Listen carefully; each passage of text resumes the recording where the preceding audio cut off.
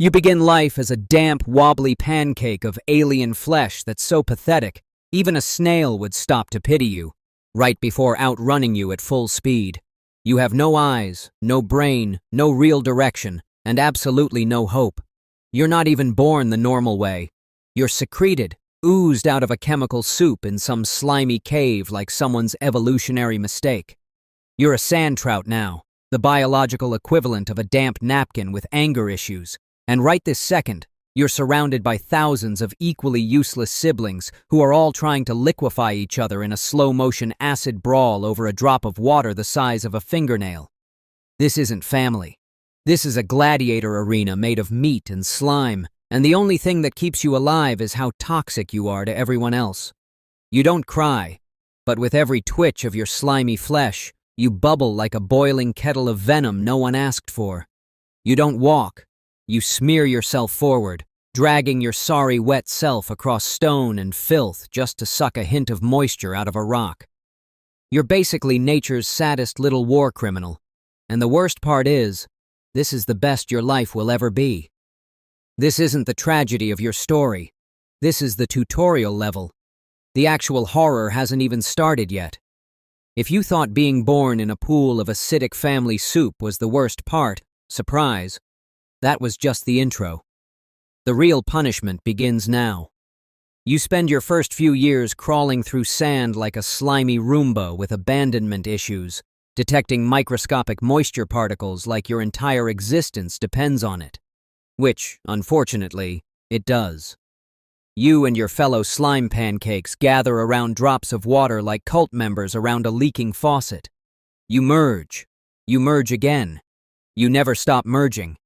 Together you form underground blobs that trap moisture and reshape the planet one pathetic bubble at a time. It sounds important. It isn't. You're not building. You're not growing. You're just moistening dirt and pretending it matters. Your daily schedule? Crawl. Sniff out water. Fuse. Repeat. You don't eat. You don't sleep. You don't even question it. You just exist in a permanent state of wet, focused confusion. Your skin secretes some miracle goop that makes you indestructible to everything, except other sand trout. Which is great, because your only real predator is someone who looks exactly like you, just slightly more dehydrated. Just when you think your existence has hit peak meaningless, a few centuries of crawling, fusing, and acting like a living sponge, something shifts. It's not pain exactly, more like an itch inside your molecules, a chemical whisper in your cells telling you that water is no longer enough. At first, you think it's dehydration. Classic you. But then your body starts releasing chemicals you've never secreted before, the kind that smell like change and feel like trouble. You're drawn to other sand trout again, but not to merge and make water barriers. This time, it's personal. This time, something is building. Your shape stretches. Your body, once flat as spilled soup, starts to lengthen. You feel ridges forming, segments hardening, your skin turning into something thicker, stronger, armor-like, like the desert itself decided to wear you. You're not evolving. You're mutating. You don't even know into what. Just that you're not what you were, and definitely not yet what you're going to be. It takes years. Not because it has to, because it wants to. Nature wants you to suffer through every second of becoming. Other species spend their youth playing, flying, learning joy. You get to be a twitching meat pipe buried under a ton of sand, stretching centimeter by painful centimeter in total silence. Every hour of your metamorphosis is like puberty, but with less dignity and more body horror. After decades of twitching, stretching, and oozing in silence, it finally happens. You erupt from the sand, not as a flat slime pancake, but as a juvenile sandworm.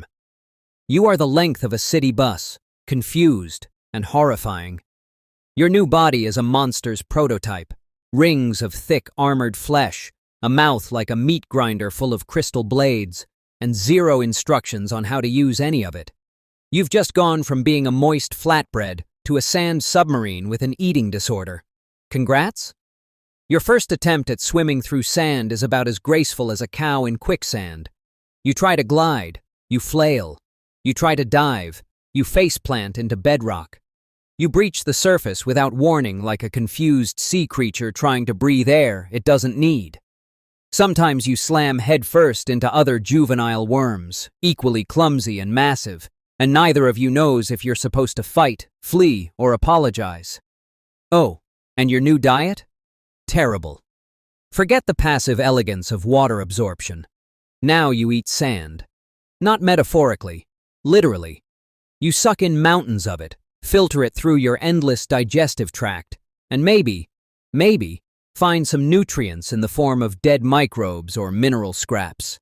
You are now the galaxy's least efficient vacuum cleaner, doomed to spend your days sucking dirt and hoping it tastes like calories. Evolution has not been kind. You're not the apex predator. You're the world's hungriest Roomba with a dental problem. With size comes arrogance, and with arrogance comes territory. You've grown massive, and now that patch of desert you've been orbiting for months? That's your kingdom. You don't just swim through it, you haunt it. Any other worm that dares slither across your turf is immediately flagged as an enemy. No negotiation, no second chances. Your reaction? Slam, thrash, detonate a sandstorm with your body and hope it looks intimidating. These worm fights are cinematic and utterly pointless. Two skyscraper-sized dirt noodles flailing at each other like blind eels in a sandbox, causing earthquakes that ruin someone's spice harvest 5 kilometers away, all because both of you decided the same dirt tasted better. Meanwhile, your senses have gone full nightmare mode. Remember when you just looked for water? Cute. Now you can feel a beetle sneezing 30 kilometers away. Your body picks up every single vibration in the sand. A minor rock shift across the continent? You feel it. Another worm turning in its sleep halfway to the pole? You know, you are a living seismic radar with zero control over what you feel. There's no mute button, no settings menu, just 24/7 raw input from a universe that won't shut up. Welcome to your life now, deafened by sand. You've done it. You've finally reached full adulthood. You're now over 200 meters long, longer than most buildings, and somehow, you're still growing. Your body is a masterpiece of biology and bad design. Your mouth has turned into a sand-thrashing industrial nightmare. Rows upon rows of crystalline teeth that grind, crush, and pulverize anything in your path. Those teeth never stop growing. They fall out like dead leaves, constantly replaced by newer, sharper ones. You're not just a creature anymore. You're an ecosystem with dental issues. But here's the kicker. Nothing changes. You thought adulthood would mean something. Power, wisdom, maybe even a little excitement? Nope.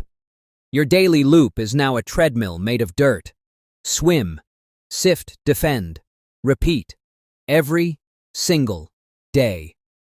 Sometimes your hypersensitive senses pick up something odd on the surface, maybe a tremor, a strange pattern, and you breach dramatically, all 200 meters of you exploding out of the sand like a myth reborn, only to find a landslide, or a big rock, maybe a dead bird.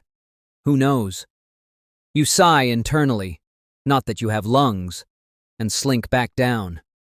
This is your life now. Endless routine, no dreams, no upgrades, just geological purgatory in a meat tunnel.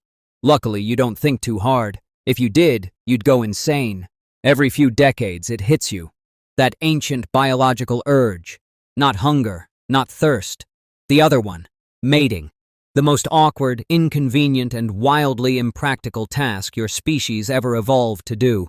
First, you have to leave your precious territory, the patch of sand you've defended for centuries, just to maybe find another adult worm who isn't immediately hostile. The ritual? You both start performing synchronized sand swimming, a kind of seismic love dance, trying to create vibrations that say, let's not murder each other.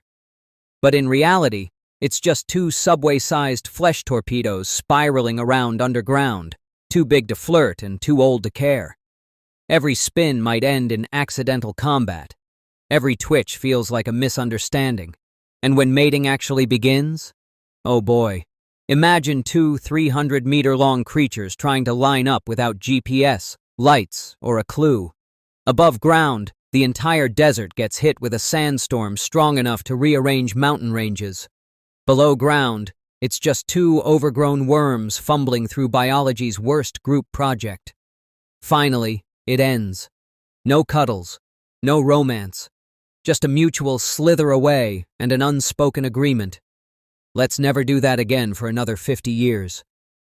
You are ancient now, over 400 meters long, barely recognizable as a creature anymore. Your skin is so thick, it's confused with bedrock. Your size makes motion an event. Turning requires hours. You no longer move with purpose. You drift. You've consumed everything. Sand, minerals, time. Your presence alters geography. Young worms sense your vibration from regions away and avoid you like a bad omen. You're no longer part of the ecosystem. You're a geological curse. You sleep in place so long that the sand above you changes color. People name mountains after your spine and don't know it.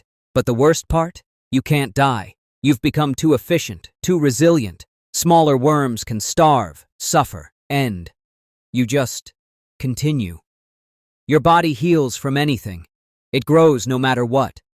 You are a loop, a joke, a punishment that forgot its punchline.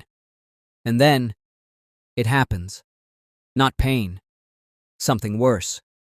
Dissonance. A crack in the rhythm. Parts of you stop responding. Your body no longer obeys. Segments rebel. The sand fights back. You're not dying. You're unraveling. And with every split, your awareness dims. You realize this is your fate. To grow so large that you fragment into the very things you once were. New proto-worms, sand trout reborn. The whole cycle begins again, because you got too big to exist. Your last thought vibrates weakly through the sand. All of that? For this? Being born as a sandworm is terrifying. But there's one creature that lives shorter, suffers more, and dies worse. Think you'd survive if your place was swapped with theirs? Don't miss the next video.